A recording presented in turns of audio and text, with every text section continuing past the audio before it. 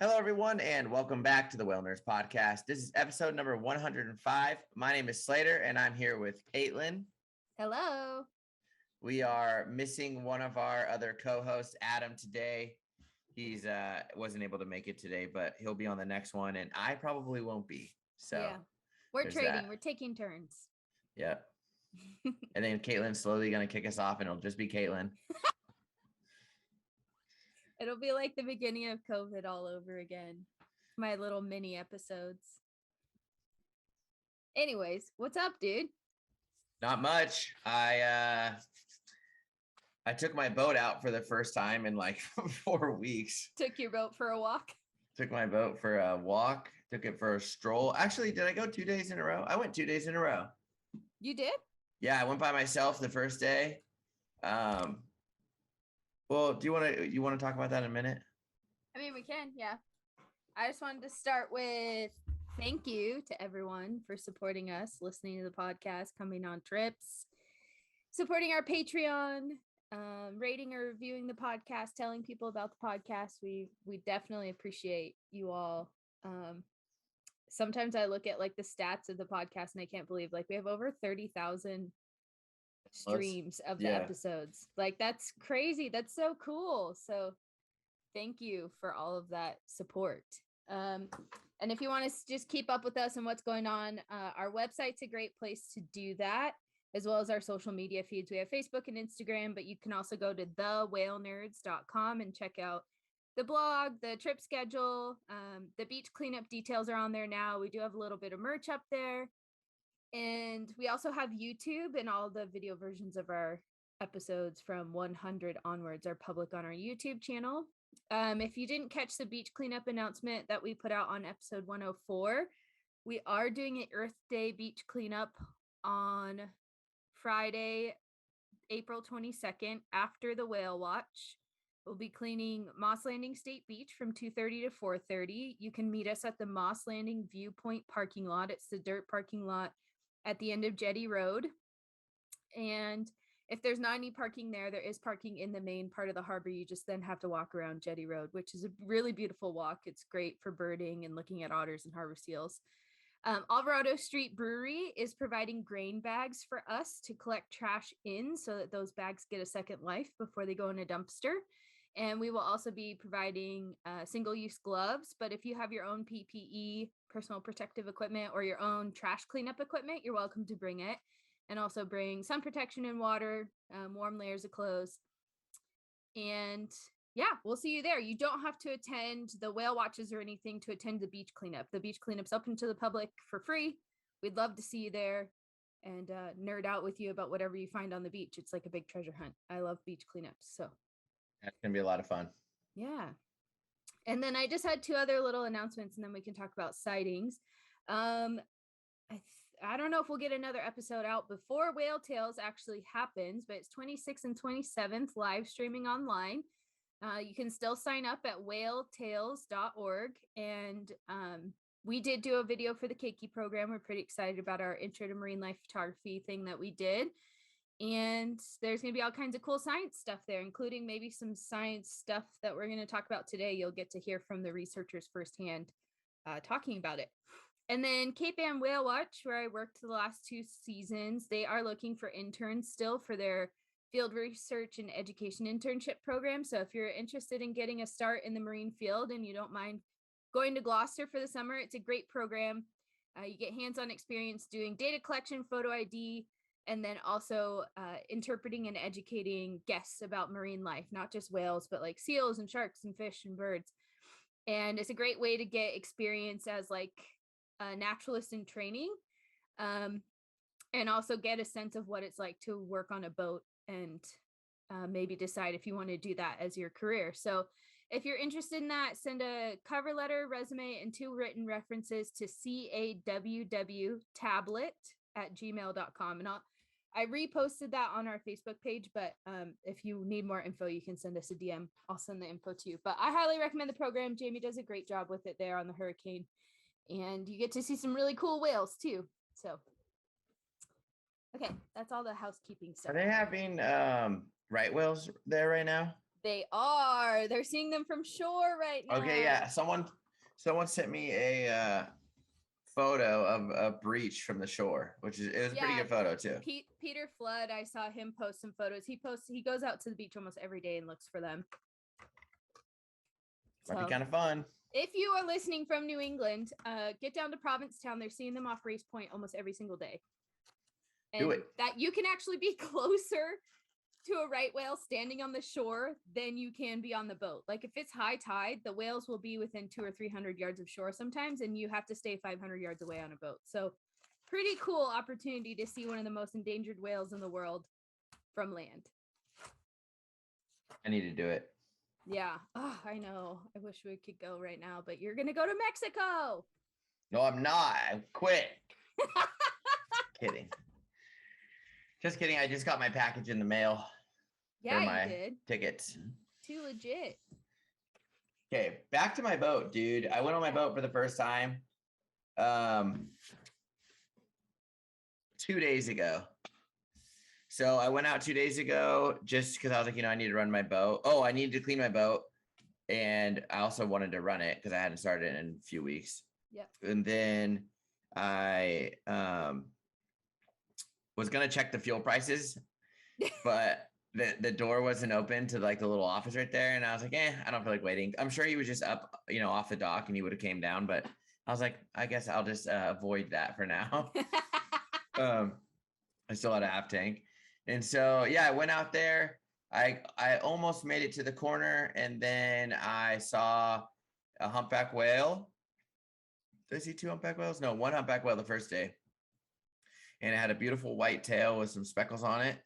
And I was super happy. I watched it for a little bit, and then I went in. Oh, and then on the way in the harbor, we had one that was by the MLA buoy. So it was just like just basically a mile out of the harbor. There was one, and I guess it's been there for almost a month now.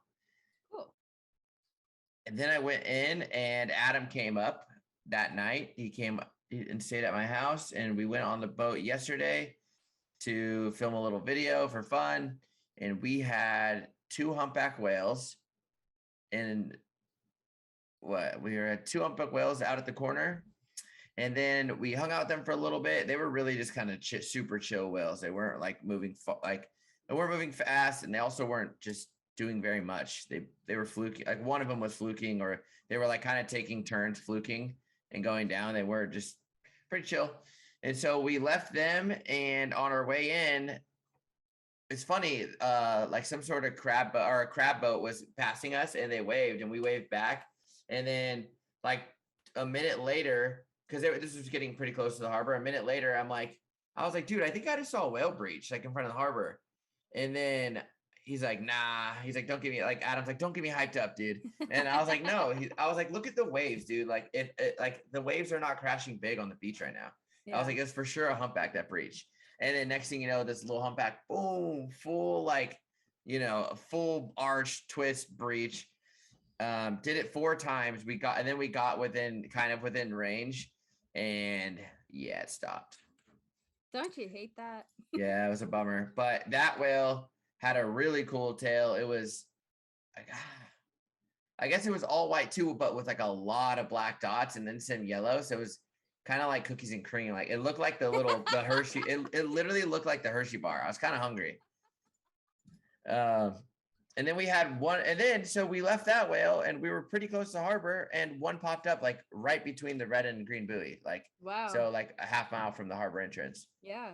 Yeah. So there's that was 4 humpbacks that we saw. I'm pretty sure Kate might have saw 1 or 2 more further out, and then she ended up running into some gray whales, playing with some white-sided dolphins. So it's so funny. I think one of the sightings said 2 white-sided dolphins. It was like 2 white-sided dolphins with gray whales rolling around, 7 gray whales or something. But yes, there's so many whales. All the gray whales that I think we're seeing yesterday and today, or the last couple of days, were all northbounders. So yeah, this is the time of year. Get the last push of adults that are willing to be watched, and then pretty soon they all get really squirrely. Yeah. So, man, I can't wait to get back there. So I saw some cool stuff. What did you see? I went filming with Selkit, and we were watching a competition group that sort of fizzled out. And we were sitting there with the engine off because the competition group was like chasing a mom calf pair, and the mom finally stopped and like they were resting. And so we were waiting for them to come up. And then all of a sudden I looked down in the water and there were 2 whales underneath us that were not part of the group we had been watching. Did you put that in your story? That might have been a different day later on. Yeah. And so we were just sitting there and I was like, what? Where did these whales come from? That's funny. And they're probably just chilling down there singing. Yeah, probably. I mean, diving pairs will stay down for like 20 plus minutes. Like there was a mom calf escort we waited for, and the calf would come up every 5 minutes, but the mom and escort were down for 25 minutes. It's that question gets me so much on the boat. They're like, how long do humpbacks stay down for? And it's like, because like, average is like what, 6 to 10 minutes, I guess, on their like really 3 to 8 minutes on the like feeding ground, I guess. It just depends. Even then it depends. But then it's like they could easily stay down for over 30 minutes if they wanted to. Yeah, I guess there's maybe not easily, but I've heard, I have to fact check this second number, but one number I've heard, which isn't published in a paper, is 26 minutes, which I was like, well, I just waited 25 minutes for whales, and I don't think they were trying to be impressive. But there's another paper apparently that quotes 48 minutes. I haven't found that myself. I'll have to look that up, but I think 48 minutes is probably more accurate just based on my personal observations, but I would have to verify it with data. Because even on the feeding grounds, I've waited over 20 minutes for whales before, and they came up right in the exact same spot. I was like, what, are you taking a nap down there? Like, what's going on? Yeah, I Googled it just now, and it says, wait, where's this from? Sydney, this is from a whale watch company, but it says humpback whales can dive for up to 30 minutes, but mostly only up to 15 minutes.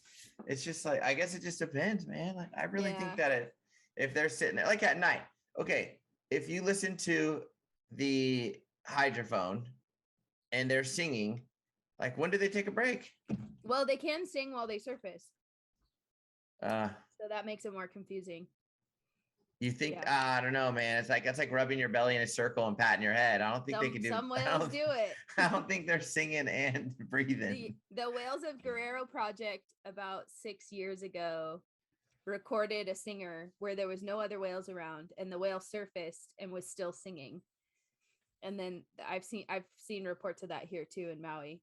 So then, okay, so we had that competition group. We got snuck up by some whales. Then we're coming home and the trade winds are blowing really hard in front of the harbor. So there's a bunch of whales like breaching right on the wind line.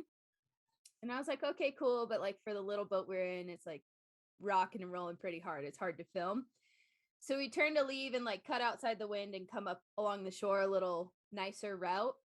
And this whale pops up in front of us. And I was like, something looks weird on that whale.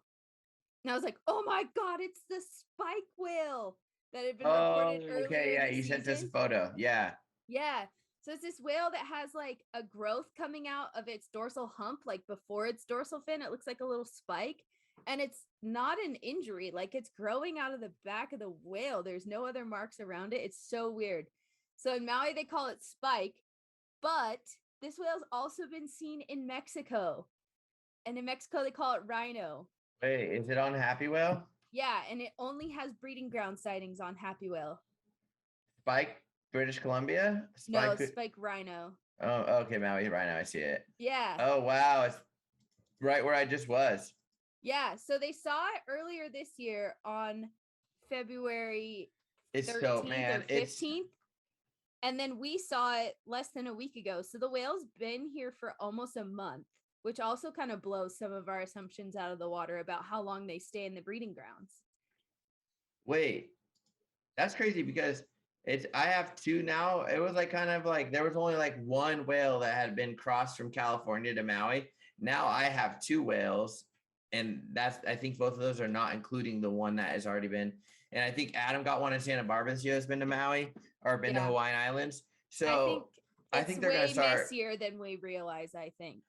Yeah, we're just getting barely practicing. I mean, look at all these whales. Have one, like the 2 whales I saw in Mexico. I didn't even upload them yet, but both of them only had like 1 sighting. Yeah. They like, and some of them were like 2017 or 21. Like some of them were just within the last few years. And we'll talk. One of the articles we're going to cover today talks about that too, because I think like we tried to put them in these nice boxes, and just when you think you have a whale figured out, they prove you wrong, and they're like, I don't like your categories. So the spike whale, it went down, it didn't fluke, but I was like, oh man, come on, like they have to have a dorsal fin match in happy whale. And so we waited for it just to give it a chance, and we shut the boat off, and it was singing right under the boat.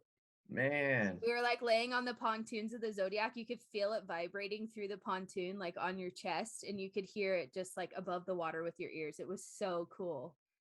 That's the loudest I've ever heard a singer above the water. He was like right under us, and he was singing. Such a weird, like, it's like, it kind of looks like it could have been the end of a dorsal fin already, but it just has, I don't know, it's weird. Yeah, it's like a little finger coming up. It's just a cool dorsal, man. Yeah. I'll have to, Selket said she's going to send me a photo, so maybe we can use that one on the Instagram. It'll be here in Monterey in a couple months, so I'm not worried about it. I'm just kidding. So I thought you were about to say, though, when you said that, you're like, well, that kind of looks like, I thought you were going to say a gray whale. I thought it came over to you or something. Oh, man. You would have heard from me already like 15 times if I saw a gray whale. I would have been like, I saw the gray whale. That would be so cool. Yeah. So then I worked in Lahaina, and we had a couple cool sightings over there too. One group we settled in with, it was like a mom and a calf, and they were resting really quietly. And the calf surfaced like 100 yards away from the mom, which in the breeding grounds is not very common. The calf's usually like right next to the mom, and the mom out of nowhere just breached. And I think she was like, "Hey, get back over here!" Yeah, because the calf. I feel like that's so much effort. Like, why not just peck slap once? Like, go to the surface and peck slap. Maybe I'm wondering if she was like asleep and kind of freaked out, like, oh, my baby's not anywhere near me. So like she was already low, and then had plenty of room to kick the dust up. She'd already been down for a while, and I think she was like, oh my God, where's my kid? That's funny. So that was cool. And then we had a competition group of over 13 whales earlier this week. It was awesome. March Madness is starting. Is that when the comp? I thought it was February that the comp stuff was good. Or is March usually when February's it is? like when there's the most whales around, but March can be more intense competition groups because there's less whales around. So so they're all grouping up. That's what's going on. Yep, exactly. Yeah, okay. I think I remember hearing about that. And then on Sunday,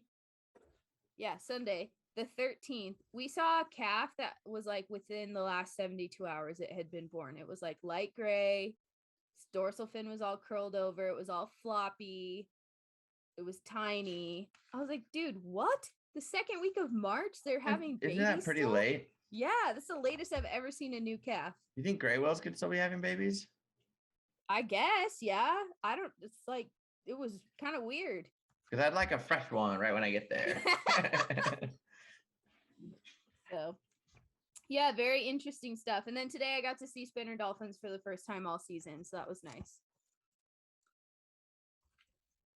I didn't see any this year there. But yeah, you know what? I didn't see any all season. All the ones that I saw last time, well, actually, I've seen them from my hotel room, but was going over to Lanai. Like on that, what is it? The south side, I guess. Yeah. South side of Lanai. Yeah. Like right before you get over there, I've seen them that way. So. Yeah, they're pretty common over there. I don't know too much about how they use the channel. I've kind of like gotten a little bit of information from different captains, but haven't really like pursued it myself because I'm more like, let's just get whales. Everything else is a bonus. But they were coming across the channel towards Lahaina, and we were like going to some whales, and I was like, wait, there's a bunch of weird little splashing right here. And I was like, oh, it's dolphins. So nice. Yeah. So that was cool. So yeah, lots of fun things to see. How was Mexico the rest of your shark trips? Did I only talk about the first day? Yeah. The second day was kind of slow. It took a while. You know what? I think the second day, did I say we had a hammerhead show up? Yeah, the first day. Okay, yeah. So the second day we had like a tiny blue shark show up right off, like, maybe like an hour into like chumming. And then that they were like what they say, they basically said like sometimes they can be like a little more skittish, like they'll take off. So they're like, let's just give it a little bit. We pretty much got in the water and then it left. So we got back out of the water and then another shark came and I forget what happened, but that one ended up taking off pretty quickly too. So it was just a kind of a skittish blue shark day. The next day though, we got onto, or we were just drifting, and then we had a blue shark that was like probably 7 feet, and it was nice. It made lots of laps between everybody. It stayed out in the middle. It also stayed up high, like closer to the surface. And it was pretty cool. It bumped my dome, which was like kind of cool. I don't know. I thought it was pretty fun. Like a couple times it like head butted my camera, and I was like, that's nice. It's because it's shiny, so it's like they're like, ooh, what is this? They tell you not to wear like colorful stuff, like you wear all black, like your fins and mask and everything. So my parrotfish swimsuit would not be a good idea. But it was so much fun. So we're like 4 of the people got seasick, so then it was like just like 4 photographers in the water, which was like, sorry, I feel bad for the people, but it was kind of nice at the same time because then there was like no one in the water. And this shark, so the shark kind of went down low, like 60, like it was probably like 65 feet down. And I was just watching, like just with my face down, not shooting. I was just watching it. And then I saw it kick its tail like a couple times pretty fastly. And I was like, oh, it's going to come straight up. I'm like, heck yeah, I'm ready. And then no, it like was zooming. And then next thing you know, like just into like range where I could see a silky shark came in, and it was covered. It was not covered. It had like 12 or 15 like pilot fish swimming with it. You know how they're black and blue? So it was like the most beautiful thing ever. But I guess silky sharks will kind of like scare off blue sharks, even though that blue shark was a little bigger. I guess silky sharks will scare them off. So, that did end up actually happening. They kind of both left, but I was so bummed that the silky shark didn't come up to the surface, because it would have been a really cool photo with all the fish surrounding it, or video would have been really cool too. As soon as we got out of the water though, because it was time to leave, actually, we got out of the water, that blue shark came back, and it was like cool because it was circling right next to the boat and we were all like looking down on top of it. So it was a cool experience. Then I left, went home, and they saw killer whales while I was on the plane. No.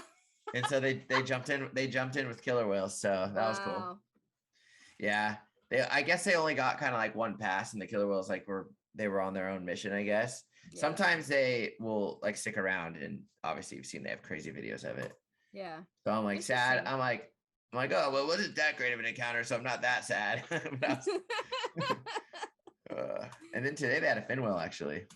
Oh, wow. Cool. Yeah. So it was a lot of fun. I'll definitely do it again.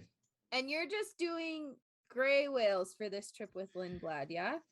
Yeah, so I leave on the 19th to Loretto, and I get on the ship, and then I believe we're just gonna drive probably like through sunset, through the night, and be at Mag Bay by the morning. I don't think it's like that. It's not that far. Not that far. I wonder if they'll like stop in Cabo for some reason and whale watch, because there's so many humpbacks there. Yeah. But I don't know. I think they're just probably gonna go straight to Mag Bay and then get set up, and then probably do gray whales every day. And so you guys are gonna stay on the ship each night. Yeah, you stay on the ship in Mag Bay.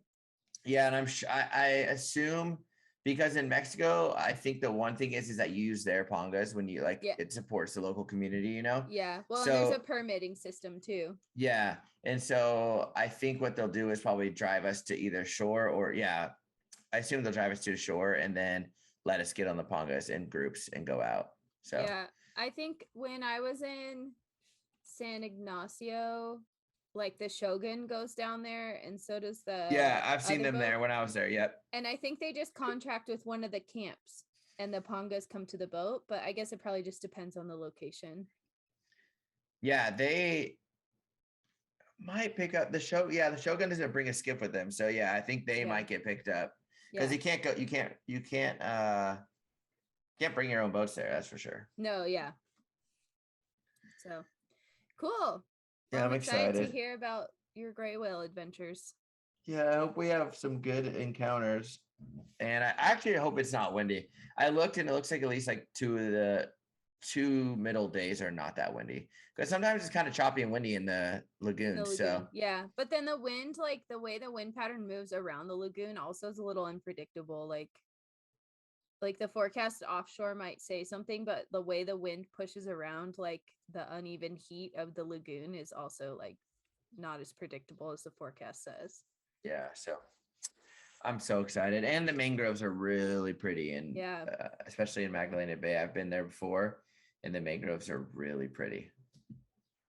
Awesome. Well, I have a few articles about humpback whales. It's mostly information that's based in Hawaii, but I think quite a bit of it you could say translates. The first two are actually lectures that I attended virtually that were hosted by the National Marine Sanctuaries. I think, did you watch this first one, the Whales Feed Hawaii one? I'm opening it right now. I sent it to you right before it was about to happen, but I didn't know if you were able to tune in. The Seaside Chats? Yeah. I don't think I've seen this. Okay. So they are open to the public. Their recordings are available. So I'll post the link to it on our Facebook page in the comment section when I post about this episode. But it was hosted by, I think, Flower Garden National Marine Sanctuary, but the lecturer was Janine Rosa from Hawaiian Islands Humpback Whale National Marine Sanctuary, and it's about whales. The topic was Whales Feed Hawaii. So when whales come to the breeding grounds, they boost the marine food web of the local area each winter. So it's kind of interesting to think about how many impacts that has during the least productive time of year for that area. So what drives migration? She kind of covered the basics, like, yeah, they're there to have their calves, but calves can live in cold water, like especially gray whales are a great example. You see them give birth on the way and the calf makes it. So way up north too. Yeah, like even north of San Francisco, they have newborns with them. And so it's like, is the cold water really the biggest driving factor? Maybe not. Predator avoidance, yeah, that's a good factor, but at the same time, like, does it really make that big of a difference? Maybe, maybe not. But then the more we learn about skin maintenance for these whales, the more we're realizing that's a big deal. Like, we've talked about this on previous episodes, but like the adults need to come down here to take care of their skin in addition to breeding and birthing. I mean, your skin's your biggest organ, just like us. Like, you have to take good care of it. Otherwise, your whole health situation suffers. So there is some evidence that when whales stay in the feeding grounds for the winter, they have lesions and they also have heavy diatom loads, like that whale that you said looked like cookies and cream. Had some yellow on it, just had a little some diatoms. bit. Yeah. And then like a good example of how cold water animals deal with it, like bowhead whales, they don't really migrate, but they rub on boulders.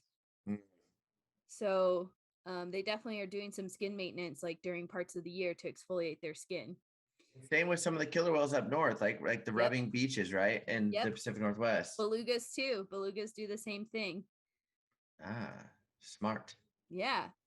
So then thinking about that, well, what, like this, all this skin is sloughing off in Hawaii, right? Well, zooplankton eat that.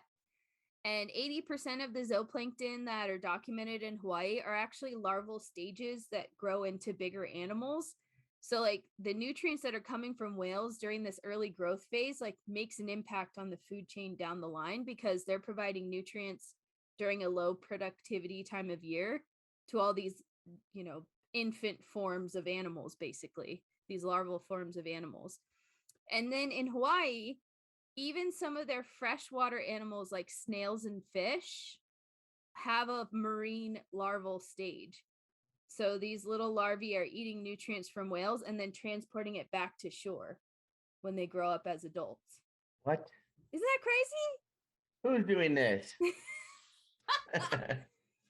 When I heard about the snails, I called Sammy. Well, I texted her in all caps and was like, I have questions about snails in Hawaii, because she just did like a illustration internship for someone who was covering land snails in Hawaii.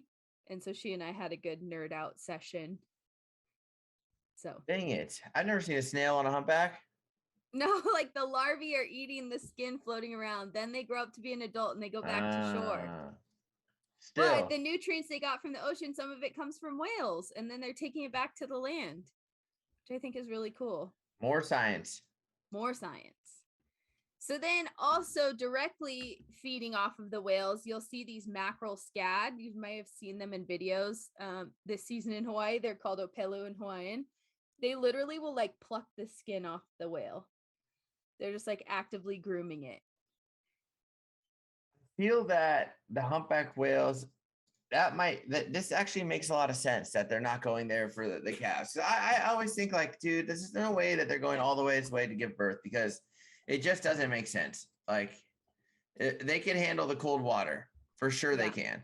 Yeah. And so that's probably why they're super active. And we're like, oh, they're just so happy. But it's like, no, they're just itchy and they're trying to get all this dang skin off.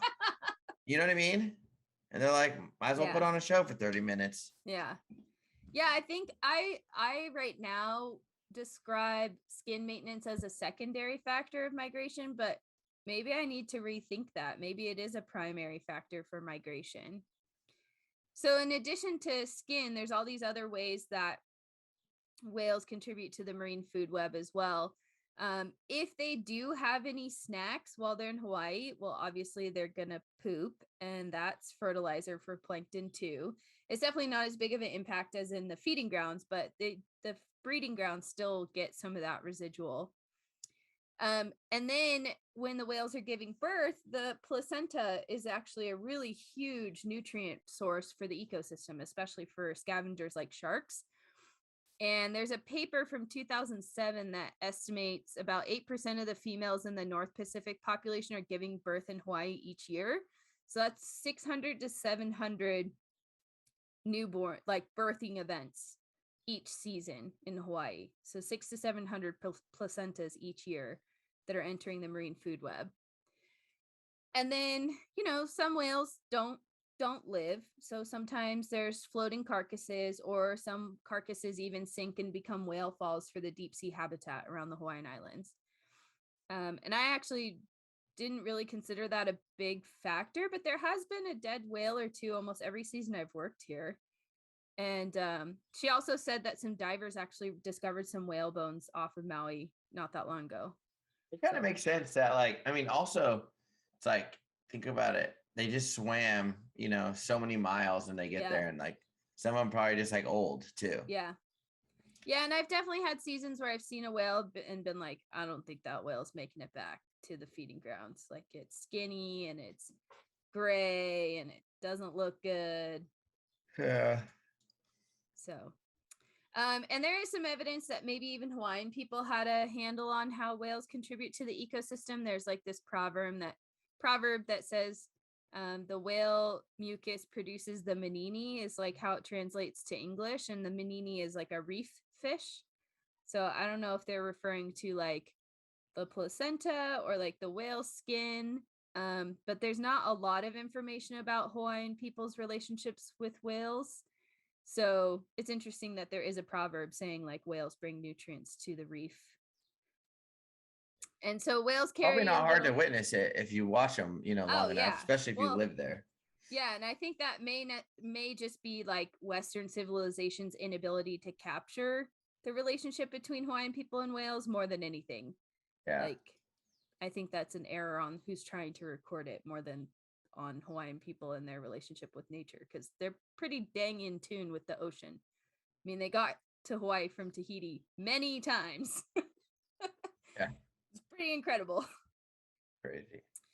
So whales carry a little ecosystem everywhere they go, but they also boost the larger marine food web everywhere they go. And I thought that was just like something really cool to think about. Like, I think about it all the time in the feeding grounds, but I guess I just never really thought about it in the breeding grounds. But especially in the breeding grounds, it's such a nutrient poor environment that having whales there is probably a huge boost.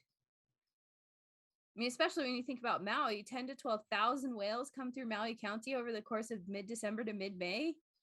It's a lot of nutrients. It's like, how we're like, oh, all the whales show up in the winter, I mean, in the summertime here. It's like, it's kind of like all the, the fish are probably thinking the same thing, or like the whole web system there is thinking the same thing. Like, okay, the humpback's about to come back and they're about to make it rain. Yeah. Well, and I think it's cool because like those are the shortest days of the year, right? And so that's when the reef and the other like phytoplankton are producing the least amount of nutrients and oxygen. And then here comes the whales with all this influx of resources. It's like, wow, perfect. Like, who set that up? Yeah. Everything in nature kind of works you perfectly. It's kind of dumb. You know what I mean? Like, we're literally the only thing that doesn't work in nature. If anything, we work against it. Yeah, we're like, well, we don't need to migrate. We'll just go where we want during all times of the year. I want strawberries in December. Yeah. Oh, man. So then the other lecture that I thought was cool, which actually like helped correct a lot of information that I had been trying to fact check, was this little lecture called Every Whale Counts. And it was also hosted by Hawaiian Islands Humpback Whale National Marine Sanctuary. And they interviewed Dr. Rachel Cartwright from Keiki Kohala Project, which keiki is the Hawaiian word for child. Kohala is the Hawaiian word for whale. So young whale project or baby whale project basically is what that means. And she talked a lot about calf development. She's the one that does a lot of this fine detailed work on them. And so she talked about how their behavior for the first 3 weeks of their life is they're very busy. They're always on the move. They need a lot of exercise. And that's because their myoglobin levels are very low. And they actually spend about 90% of their time actively swimming their first 3 weeks of life because they're trying to build up all those oxygen binding molecules in their blood so that they can actually hold their breath and go for a dive. Like their blood is not ready for that. So you're telling me it's not even necessarily our lungs that will make us like last longer? Well, your lungs take the oxygen in, but how the oxygen goes through your body is through your blood. So, you know, all these little molecules are picking up these oxygen particles out of your lungs and then taking it to everything that needs the oxygen in your body. And so why can't I hold my breath long? Yeah. Been working it for years. You need to 90% of your day actively swim for 3 weeks and then let me know.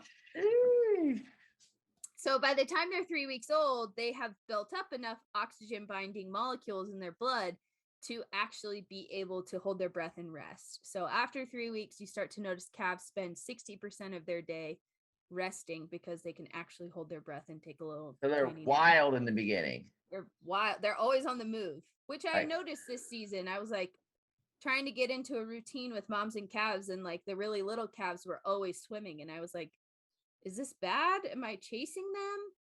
Or is it something else that has nothing to do with me? And I think it's more that the little calves just have to keep moving. They can't really slow down. Dang.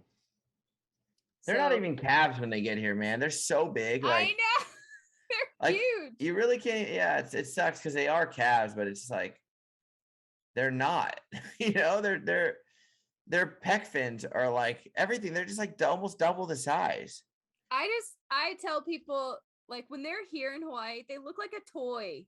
Like, they don't even look real. Especially when you put them next to the mom's pec fin or head, like, or tail, or any part of the mom, really. Yeah. But you really can just be like, wow. Like, the mom can just put her pec fin out and cover the whole baby whale. Yeah. And they're like, their little head is like so short, like it's not even proportional yet, and they're like skin so clean. They like, they don't they're kind of like gray, and they got white. What's up with the white pec fin thing there? I don't know. There's quite a few of them this year. It's all of them. Are they not? Do they not all have white pec fins? A lot of the babies did this season, which made it really easy to keep track of. Yeah, I swear they all do. They have like little glow sticks on the side of their body. Do you think that they can change and become darker? I don't think so. I guess that might just be the like Alaska population has a lot more white, huh? Maybe, or the Russian whales, who knows?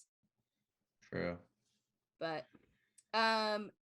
so then also once the whales build up enough myoglobin to rest, that's when you start to see them grow very rapidly. And the average birth weight that she reported was about 1,200 kilograms. That's over 2,000 pounds. So like we usually say 1,500 to 2,000 pounds is their newborn birth weight. But this is saying that data suggesting they actually almost all weigh over 2,000 pounds at birth, which is crazy. And then they're gaining 60 pounds per day. Yeah. So they grow about 30 centimeters a month. That's about a foot. And then they gain about 28 kilograms or 60 pounds every day.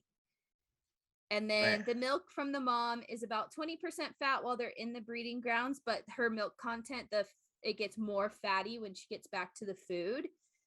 And she makes about 12 gallons of that milk a day. That's how that calf is gaining 60 pounds in weight every day. So she did the math like during the lecture. It's nuts.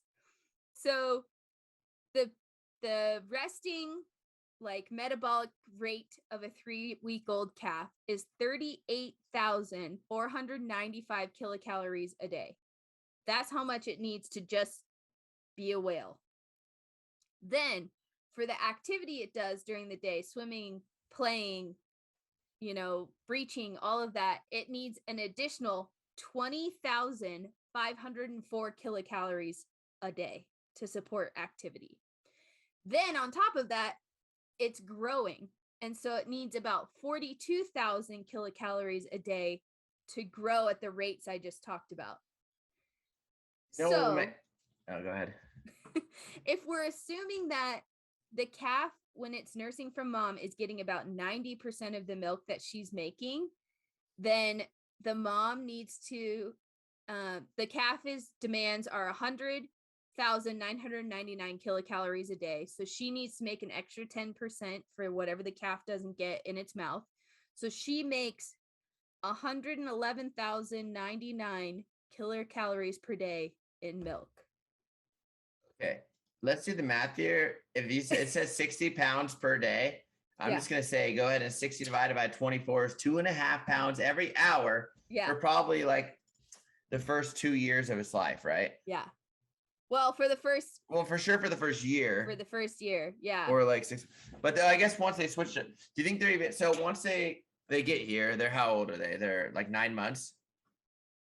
Like February or March, April. Months. No, I guess 6 months. But by the time they leave, they're like by the time the end of the season, it's like I guess it's about a year. So here's the thing: is once because towards like 9 or 10 months, they might switch over to fish. Like we watched Fluke Skywalker this year switch over to fish. Google, they're all eat. Yep. They start lunch feeding, right?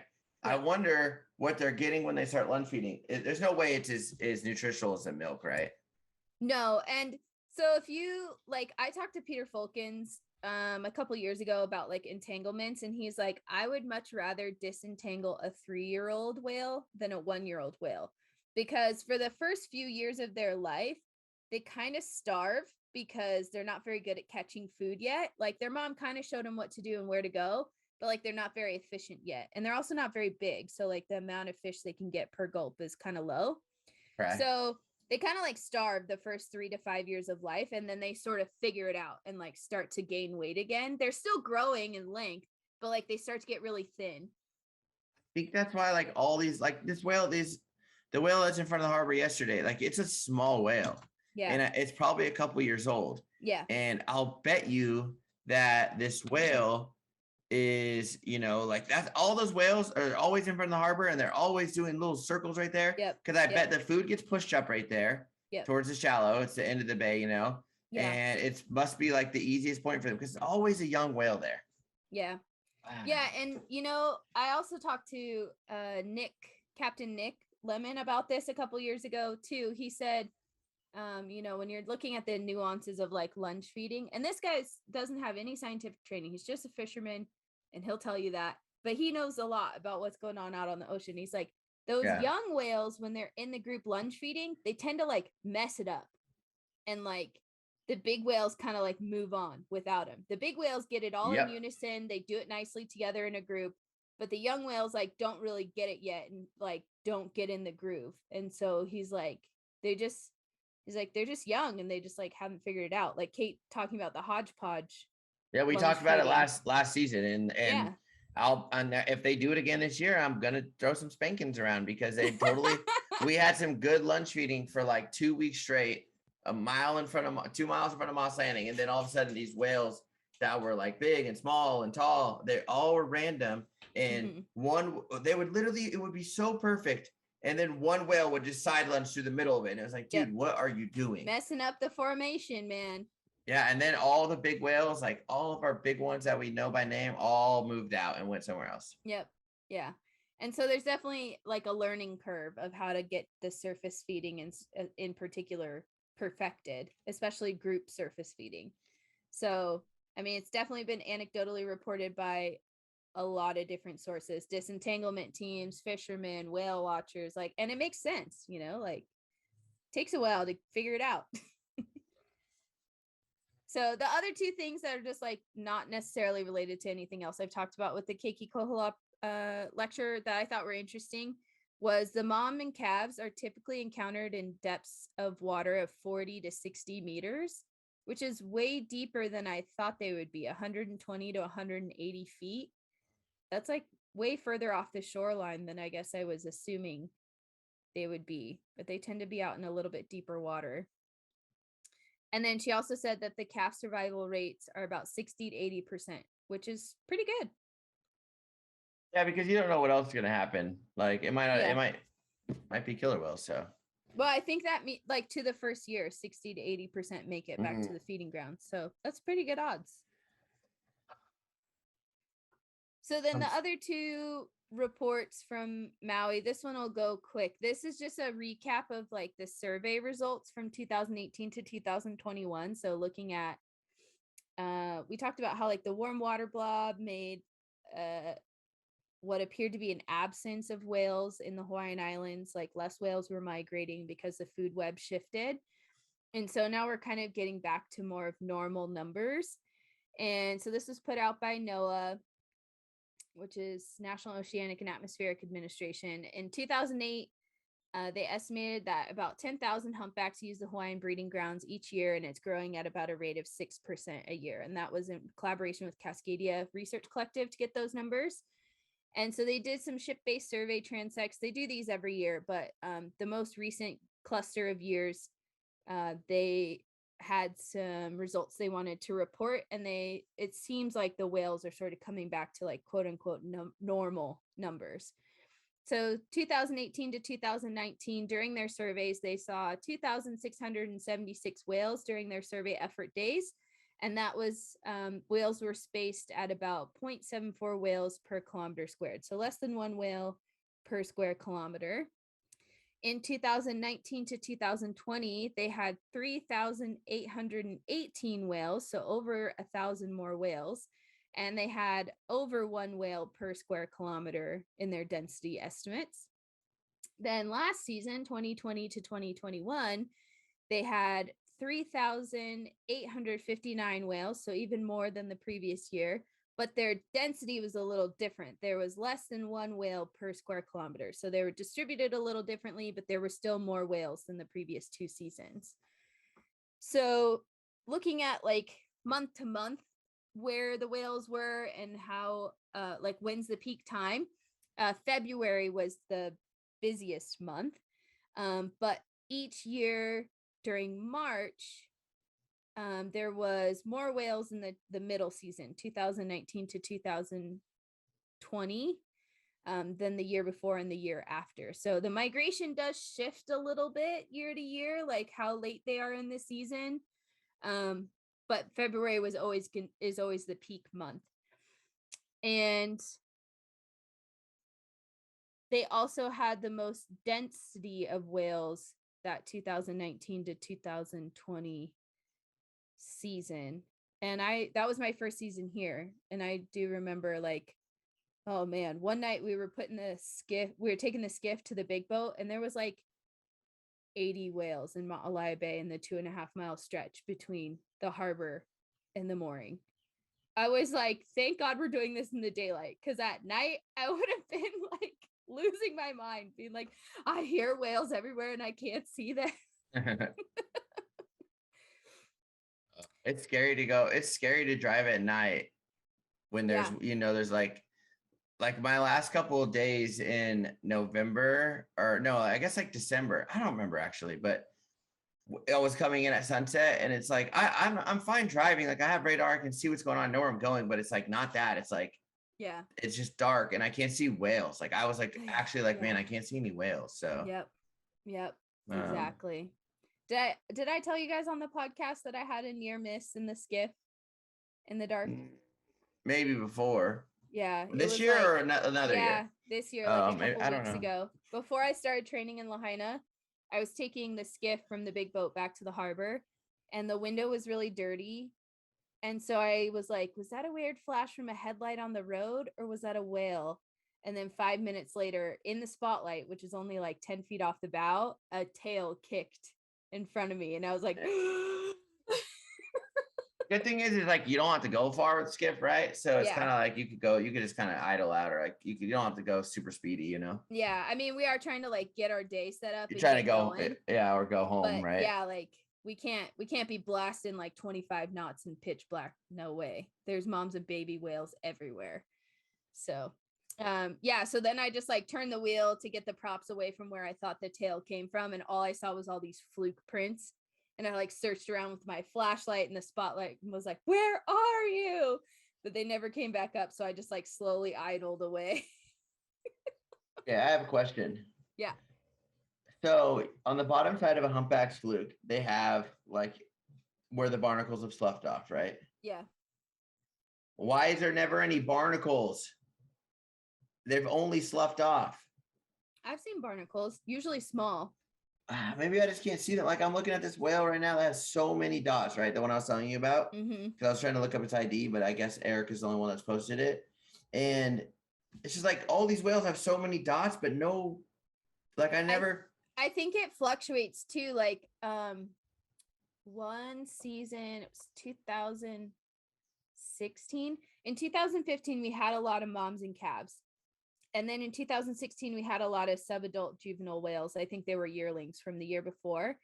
And they weren't doing very well. They were very unpredictable. They were pretty thin. Some of them smelled pretty bad, their breath. And they were covered in so many barnacles. So many barnacles. Like they looked like little gray whales. They had so many barnacles. And so I wonder if they just go through periods where they just have like really heavy barnacle loads and then they lose them all. Yeah, you know what? Now that I take all back at what I said. Never mind. I see barnacles on like every fluke that I look at. Well, it's just like I guess some of the ones that are all black though, like maybe they'll just have like 3, right? Like they don't. But like these ones that are all white, for some reason, it's just you really can see the black circles on them. So like this whale, you can see all the little white, yellowish. They're like yellow barnacles. You know what I mean? Yeah. Yeah. Dang it. Guess they got him.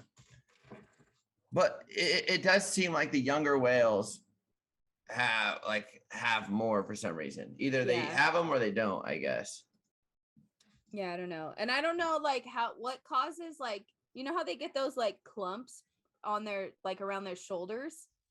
Yeah. Oh wait. They get like those weird dense spots. They look like a little like, I don't know, like a collar or something. I know what you're talking about. Yes. But like why? Why do they get that one little patch? Like have you seen that? Like have you ever noticed on the shoulder of like, I guess it's on calves sometimes that they have like I don't know if this is what you're talking about, but it's like almost a barnacle, like with like might even have other stuff growing on it. Yeah, like sometimes you'll see it like behind their blowhole, they have like a band of barnacles on their back, like across their shoulders. And it's what's up with that? We call them like a little barnacle collar. And I'm like, I don't know why they get it like that, but they do. I feel like it's always calves that have some weird shoulder like patch thing going on. I mean, the calf, it kind of makes sense because like mom has barnacles underneath. And so like when the calf comes in to nurse, they get them all over their head, but then maybe also get them on their shoulder from rubbing up on her tail while they're nursing. But like when they're older and they have like just one clump of barnacles on their back, you're like, why? Did you watch the barnacles mate with other barnacles right next to them and make more barnacles? I don't know. Yeah, but it's like, it seems like it's on a multiple whales in that exact same spot. So something's going on there. Did you watch that documentary that Adam sent us? Not yet. The Witness is a Whale. Yeah. So I didn't watch it. Oh, well, I kind of skimmed through it in Mexico, but then I kind of watched it with him today a little bit. Dang, there's a part where, was it right whales or bowhead whales? I think it was right whales. It was right whales. And these freaking gulls are actually like digging into their back. Yeah, the kelp gulls on the southern right whales. Yeah, like isn't what? that horrible? Yeah. So mean. And I guess Chase Decker just told me 2 things from Chase Decker, actually. One, Chase Decker told me that there's these birds in Africa. Like, have you seen those birds that land on the animals? There's like a name for them. Like the cowbirds? Yeah, like they look, I think they have like, they're like reddish or they have some sort of coloration. Yeah. Okay, so he said that those will like actually pick a zebra's neck or like an animal's neck and then like pick into their spine and kill them. Like it's killed animals before. What? Yeah. Like, I forget the name of the bird. I'll have to ask him. But the other thing is that Chase was telling me yesterday on the phone, he goes, he texted me, he goes, you should go out because Google's breaching everywhere, that like famous calf last summer. And I was like, yeah, okay, like sure. But then I saw him and he showed me the photos. They actually got photos from the resort of Google breaching down off San Jose del Cabo, which is kind of cool. Like, wow. Yeah. So anyways, I can't believe he went down there his first year. Who? Oh, Google. Yeah. Yeah. I think it's with the mom still down there. That's what they said. Yeah. Huh. I mean, it happens. Yearlings go to the breeding grounds. It happens. Yeah. I mean, interesting. Are they even breeding grounds? Like they could eat there. There's sardines. There's I know. He said they lunch feed there. The guy on the shark boat. Well, yeah, especially in the Gulf of California, I would believe that for sure. Yeah, and the blue whales are going up there feeding the sea court. They're in there right now, feeding. Fin whales too. Yeah. Yeah, they're eating. Our population eats wherever they want. They don't care. Unlike that Hawaii population that's scared to eat. Well, I mean, who knows? They could be eating too, and we just haven't seen it. I mean, my personal theory, I have no data to back this up. My personal theory is that there's some sort of hormone surge that helps suppress their appetite. Yeah, they're just not hungry. They're not as hungry. But Mexico, I think, especially around Baja, is a more productive area than Hawaii. Yeah, for sure. So that being said, I don't doubt that sometimes the whales here eat snacks. The problem is like if they pooped in Maui and there was science, like they could collect it and be like, okay, well, we don't have herring. So, you know what I mean? Yeah. They could do something like that. Like we don't have anchovies here. Yeah, they could run the DNA and stuff. Yeah. Yeah. So they could do science for sure. So this last article is just going to make our what we thought we know so messy. So this is about humpback whales switching between Mexico and Hawaii in the same season. What? So you and I have both seen whales that have gone to Hawaii or gone to Mexico or like used a feeding ground that didn't make sense. But there have been 2 incidences in the last 15 years or so, 17 years or so, where a whale has gone from Mexico to Hawaii or Hawaii to Mexico in the same season. So the paper just came out earlier this year, and it's in Royal Society Publishing, but there's also been a few like news articles about it. So I'll post a couple links. But the abstract was written and it says, we report 2 humpback whales attending both breeding grounds in the same season, one moving from Hawaii to Mexico and the other from Mexico to Hawaii. The first was identified in Maui on the 23rd of February, 2006. And then again, 53 days later, 4,545 kilometers away on the 17th of April of 2006 in Revilla Gigedo Archipelago, Mexico. So 53 days later, swam 4,500 kilometers to Mexico to get in the mix over there. Then the second whale that they're reporting about was photo identified off Guerrero, Mexico by the Whales of Guerrero Project on the 16th of February in 2018. And then again, 49 days later, almost 6,000 kilometers away on the 6th of April in 2018 off of Maui. That's just so like 50 days. Why did this just come up now?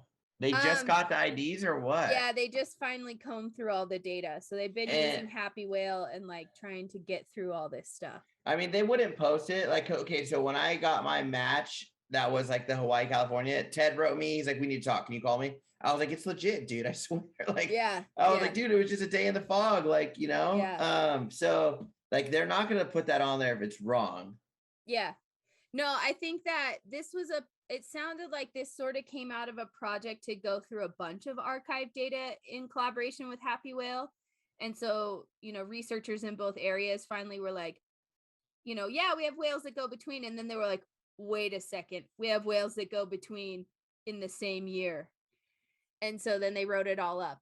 How do they know where to go? I don't They know. don't have a they honestly have to have some sort of Dude, they know map, stuff. dude. They got a map, dude, from Dora. Like there's no way they're just keeping it tucked behind their blowhole. Like, because it doesn't make sense. Like, there's no put it in their armpit pocket like a sea otter. Then what? Maybe the magnet of the Earth just changes when they get there in February. They're like, shit, I got a bank left, and then go 5,000 miles or whatever it is to Mexico. It makes no sense unless they get tired of Mai Tais and they're like, I guess we got to get some margaritas. Smells like tequila over here. Let's go. I think that they can hear geologic activity in the ocean. Like, think about Hawaii. It's very noisy because it's got magma all the time. Like, I think they can hear the volcanoes. Okay, then what are they hearing in Mexico? Well, the entire North Pacific is covered in volcanoes.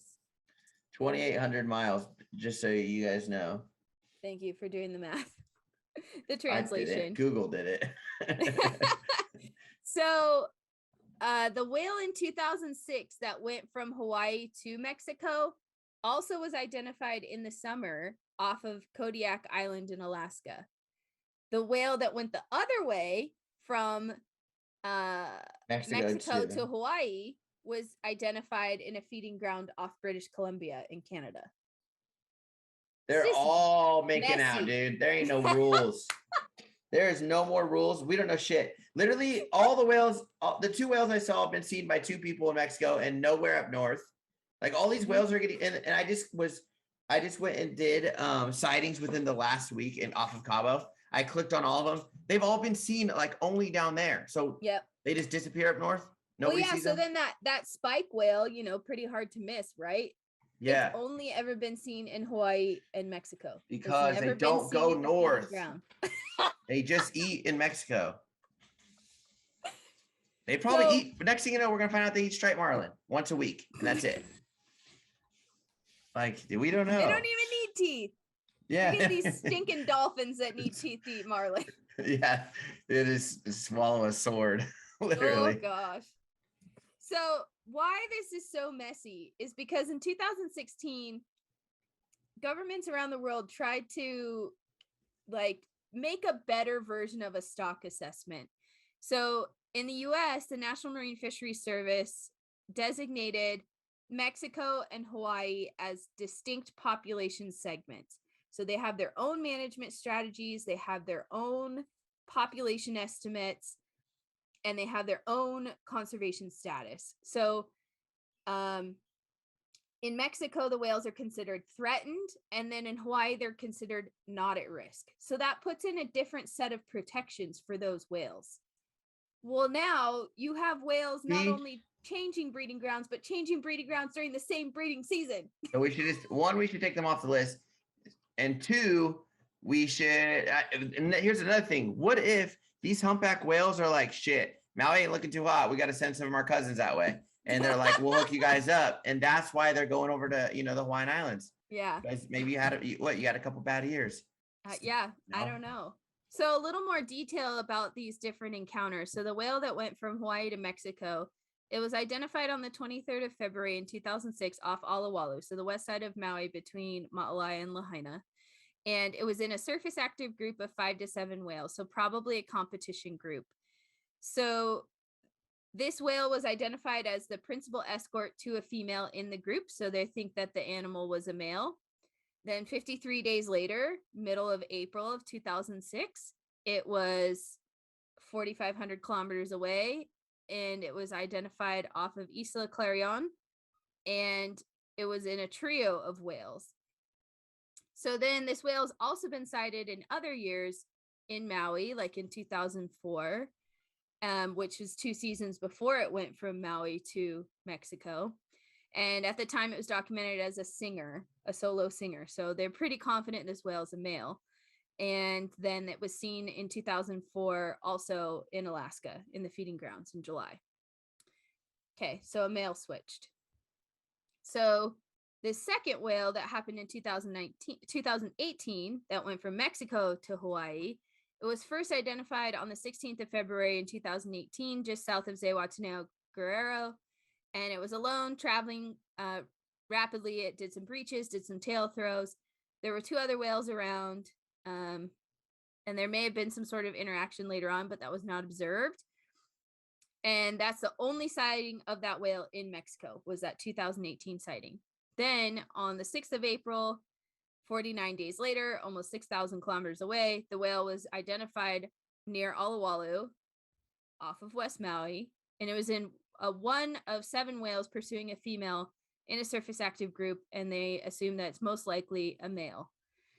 They observed it for 40 minutes. It did not end up winning into the primary escort position. It was one of the challengers of the group the entire encounter. But outside of the match year, that whale's been seen 13 other times from 2004 to 2021. And 2 of the sightings were in Hawaii, and the rest were around British Columbia or northern Washington. So most of the time, this whale is seen in Hawaii and Canada. And then it was also seen off the Big Island of Hawaii in 2007. And it was seen off the island of Oahu in 2017.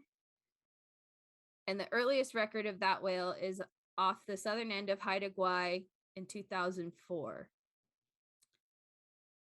There's all kinds of cool details about like where this whale goes, but it uses a lot of the British Columbia and northern Washington areas, and it's been seen quite a lot. I mean, that's a lot of sightings, 13 different encounters. Yeah. And in 2004, they made a note that it was a pretty small whale, so they think it might have been a yearling. So they have a okay estimate on its age. They think it's at least 15 years old. So interesting. And then just as some follow-up information about the switching between breeding groups, for several years, there have been detections of humpback whales singing in the mid-ocean spaces between Hawaii and Mexico.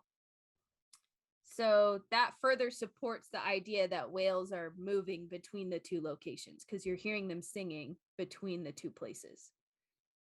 That's probably why they're going to the other place. They're like, wait, what? Yeah, the song, maybe the song's an advertisement. Yeah, like, yeah, what are they advertising? Bluer water? We still got more lady whales over here. If you want to come over here, saw one Fight yesterday. me for it. Yeah, it's more like, come. The thing is like, that's the thing is they're not calling, the song isn't to call females. The song is just a cry, I guess. I don't even know. Yeah, and I mean, the females are not directly attracted to the song, so maybe it's some sort of advertisement. Maybe that's part of how they figure out how to get there. Crazy. But I mean, just especially thinking about Hawaii, it is such a specific place in the middle of the Pacific Ocean. If you miss by a few degrees, there is no land for thousands of miles. Like, how they don't mess it up. They don't. This is all, there's someone directing traffic down there. Like, it could be the fish. They might do an arrow like in Finding Nemo. Just like on Finding Nemo. Yeah. It could be the fish. Welcome to the EAC. Yeah. East African current. Is it East Australian current? East Australian current. Yeah. I mean, come on. They don't know. Oh, man. So I will also say this paper about this breeding ground switching, this was fascinating. There's a lot of really detailed and cool information in here. So if you want to learn more about this is like one of the more interesting papers I've read in the last couple months. It was really well written, and there's lots of cool information in there. So big props to everybody that was involved in that paper. I really enjoyed reading it. But yeah, I mean, it just makes conservation even more messy, right? Science is messy. Yeah, it is. Actually, the whales are messy too. And this is like, we're coming up on the time of year where right now, these whales, if they're switching groups this season, they're in transit right now. Right? Like they arrive sometime in the first week of April, first or second week of April, they're arriving in the other place. It's like They get asked to the the guy. one place mid-February, and then they're like, "Nah, it's not for me." There was so many humpbacks in Cabo still. Yeah, there's So still it's quite a like, few whales here. yeah. I mean, I still barely only go 3 miles from the harbor, and we see plenty of whales. Just think, there could be a humpback crossing. There could be one leaving Mexico going to Maui and one leaving Maui going to Mexico, and they could be crossing each other right now in the middle of the ocean. And be like, "What's up?" No, I didn't like it over there. Nah, you go. Good luck, bro. Yeah. there's some real turkey burgers over there. So, yeah, I mean, there's definitely evidence also of male switching because the song changes and the males are the ones driving the song. And there's even some evidence of like patterns that come from one breeding ground, then next season are found in another breeding ground. So, like a male's bringing new elements to other locations. But yeah, pretty interesting stuff. Makes conservation really tricky. I mean, so then does that mean like there's an important like travel corridor that maybe needs some more protection? Like I don't know. Oh gosh. Yeah, we don't even know. Like I guess we don't even think about the shipping stuff going on out there, right? Yeah, shipping and fishing Or whatever else is going on out there. Yeah. Who knows? I mean, and it's the same thing if you think about it. Is it a similar corridor that like white sharks use? Because some sharks go between Mexico and Hawaii. Like, I don't know, Caitlin. I don't know. We need to go out there. Okay. We need to go out there. No, they won't even give me a boat. Just give me a boat. I'm actually going to talk to the captain on the Lindblad ship. I'm going to say, yo, like, excuse me, sir. Excuse me. Or ma'am. The gray whales are great and all, but we need to go way offshore, about 1,200 miles to be exact. You're like, hey, captain. Well, I just read this scientific article and I'm like, can we get halfway between Mexico and Maui, like at a perfect angle? This is the time. I mean, they're out there. I read a paper about it. And that's the thing is they probably do just go straight where they want to go. Or yeah, like, I mean, 50 days to go 6,000 kilometers. There's not a lot of time for dilly. Hold on. Let me do some math. So it's how many days? It was 53. 53 days. So it's 2,500 miles divided by 50. Oh, shit. Hold on. 2,500 miles divided by 53 days. That's 47 miles a day. Yeah. So, like, there's not a lot of time to dilly. Dude, you are not stopping then. No, you got to go. Well, they could cover. So they say that, like, what? Killer whales could do over 100 miles in a day if they wanted. They say up to 100 miles a day. But they have food to eat to produce that much distance traveled. Yeah. Why the hell are you going to migrate to Maui, then migrate to Mexico, then all the way back up? Well, it's just like, I mean, this isn't the first time they've crossed, right? There's that whale that has like the longest distances between sightings, and it's because it's been to Costa Rica, Antarctica, and Tonga. Mm-hmm. And like, is Costa Rica a further migration to Antarctica, or is the curvature of the Earth got to change a bunch of sightings? No, I think that's one of the longest migrations is Costa Rica to Antarctica. And Costa Rica is an interesting place because they have humpbacks almost all year because they get northern hemisphere and southern hemisphere humpbacks. Because the blue whales go there to feed during the winter, I guess. We gotta go to add it to the list. No, and you know what? I'm sick and tired because I know what's going to happen. One day I will get a match here, and it's going to be an Antarctica whale. It's going to happen. You think they cross the equator? Why not? They cross feeding grounds. They cross the Pacific pretty easily. I mean, what, Costa Rica to Monterey? It's probably not that far. No. What if they just go closer than Antarctica? The thing is all they have to do is go to Cabo and get an Uber. And but if they do, like, let's say they swim across the Sea of Cortez, like say they get up to Puerto Vallarta, then they meet someone, then they start talking, and the next thing you know, they're in Cabo. And the guy's like, dude, I got to go north. And he's like, frick it, I'll go with you. And then he goes north. I bet it could happen. What? A gray whale could go all the way around to the other side somehow, but a humpback can't just go straight north. It's all right. I'll write a book. Just give me a little bit. Give me some time. Oh, man.